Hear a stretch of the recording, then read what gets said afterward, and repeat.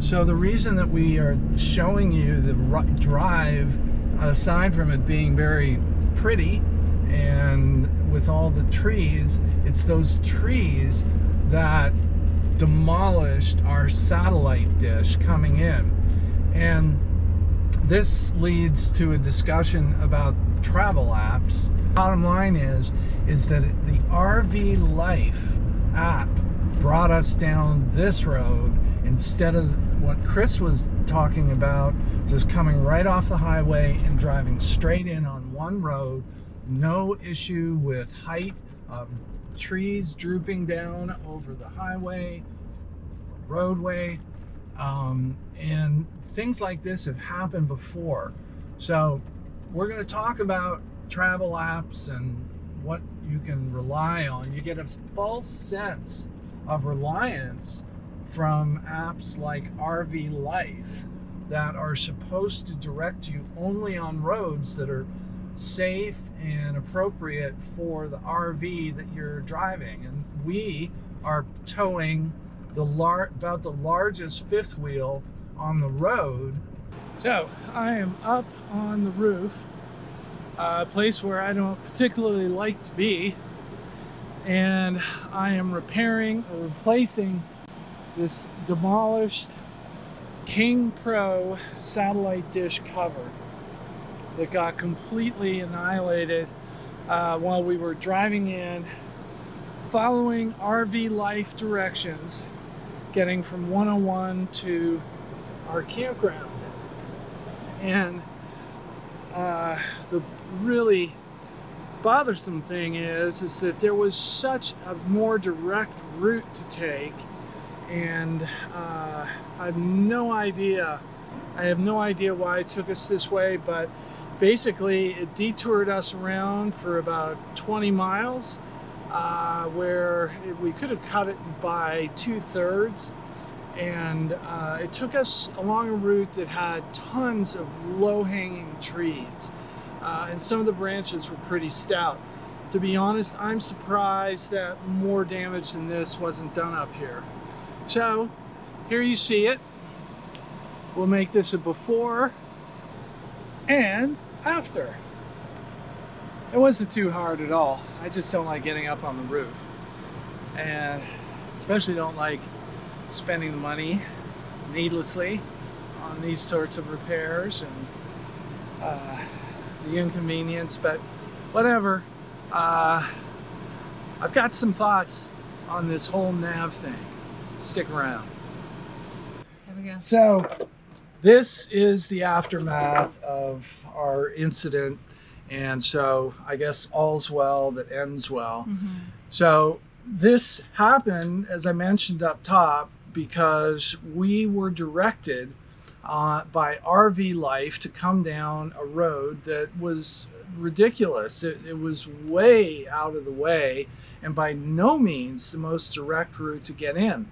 But what we want to talk to you about today is kind of this false sense of reliance and confidence in these travel apps. Yes. You know, it's pretty obvious when you're looking on a map what is the most direct route. Mm-hmm. But why we spent the money on RV Life was to have an app that would ensure that we didn't end up driving down a road that had low-hanging tree branches, Mm-hmm. I mean limbs, not just wavy branches, that demolished this thing. And we're both surprised that it didn't do more damage. Oh Yeah. my gosh. And this has happened before. Yes. We've had an incident where we were directed onto a roundabout to get to Natchez Trace in Tennessee, another 1,000 trails, and the underpass was 11 feet 6 inches. I mean, it's 2 feet shorter than we had the other rig before, and it's even taller than this. Yeah. So we would have taken out the roof, let alone a couple dishes. Fortunately, a local was there and directed us an alternate. But and we had another approach. So the bottom line is that what are you guys doing? Mm-hmm. This is not going to be a how-to video.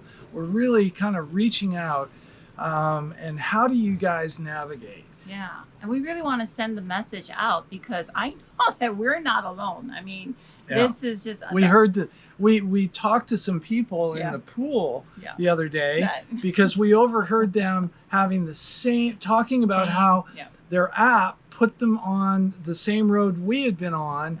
And they weren't as tall as us, but they couldn't believe that because it's so out of the way. Right. When there's a shoot up, a direct road that's 6 miles from 101, whereas this was a 20-odd mile detour. So now, if you're not familiar, RV Life is an app that you download. You put in all your information of your rig, whether you have a toy hauler or a fifth wheel, or the model, and it gives you all the dimensions. And with that input in your settings, they give suggestions as far as routes, supposedly safe routes to take, different RV parks. I mean, it's supposed to be an all-inclusive app. It does have campgrounds, and that's been useful to us at times. So we like that. But one of the things that we heard about is that Garmin has an RV specific GPS. Right.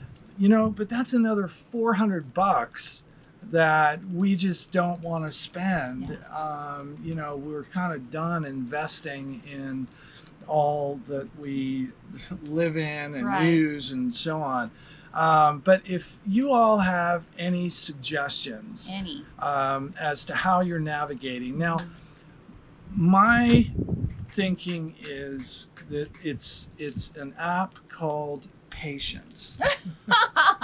And that is what I think is necessary is we bought a Rand McNally paper atlas, the old school thing that is still published. Let's get you up to speed. This is because we've come up with this hiccup before. Right. And so this is what we do. We have an atlas. Yeah. And that we can navigate our routes and just basically look at every road there is in the nation.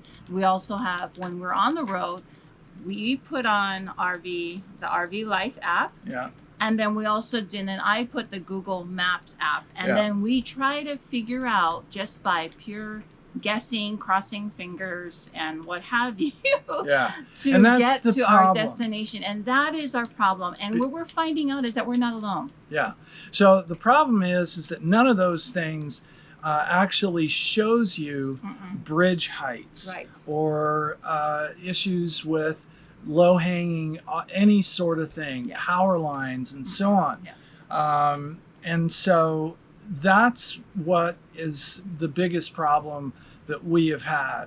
And it's not just this incident. No. So, it's one thing to have an app that shows you like Waze is always going to show you the most direct route. Yes. And we know that. And all the right. And it has, and what we thought is that RV Life would give you the options. And when it says this is the RV friendly route, it doesn't take you down a road that's going to take out your satellite dish. I wouldn't even think about questioning it. So anyway, what are your suggestions? And we'd love to hear from you. Please. Comment below. Please subscribe to our channel, because remember, we are RVing with a purpose. Our mission is to give voice and support to food banks in small towns across the country. That's our primary mission, but we love sharing our RV content on YouTube, so please subscribe. And as I've said, maybe someday YouTube might just fill up our tank with diesel every once in a while. That's all we need. All right, so have a great day, and please comment below. Yes.